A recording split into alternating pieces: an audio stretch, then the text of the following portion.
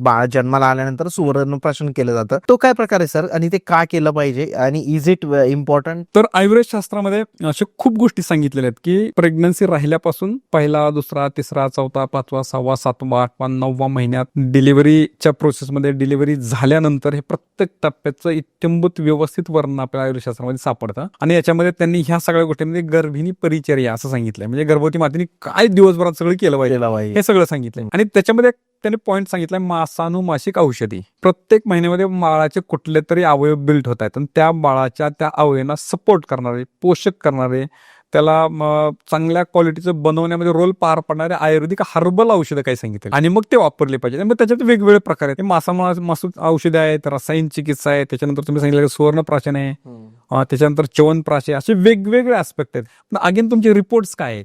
Okay. Number 1. Number 2, तुमच्या घरामध्ये physical mental challenges कसे आहेत, आणि नंबर 3, तुम्हाला बाळामध्ये काय अपेक्षित आहे, ह्या सगळ्या गोष्टींना गृहीत पकडून ते आपल्याला प्रोग्राम करावा लागतो. पण ह्या गोष्टी योग्य डॉक्टरांच्या गायडन्स खाली आपण केलं तर नक्की त्याचे परिणाम, बाळाचं प्रतिकार क्षमता वाढू शकतो, बाळाची बौद्धिक क्षमता आपल्याला वाढवता येते, बाळाचा सामाजिक भावनिक विकासामध्ये त्याचा खूप महत्वाचा रोल आहे, आणि वारंवार जे आजारी पडणं वगैरे हे सगळ्या गोष्टी ह्या गोष्टींवर कमी करता येतात. पूर्ण व्हिडिओ बघण्यासाठी युट्यूबवर जाऊन बँटर विथ चेतन सर्च करा.